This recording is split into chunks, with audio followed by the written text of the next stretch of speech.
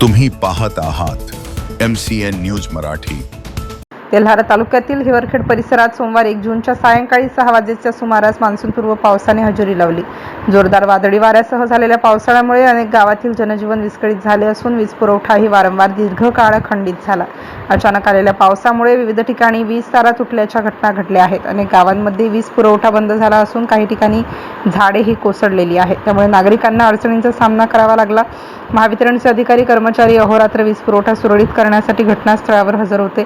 पावसाचा फटका शेतकऱ्यांनाही बसला असून केळी पिकांचे मोठ्या प्रमाणात नुकसान झाल्याची माहिती समोर आली आहे।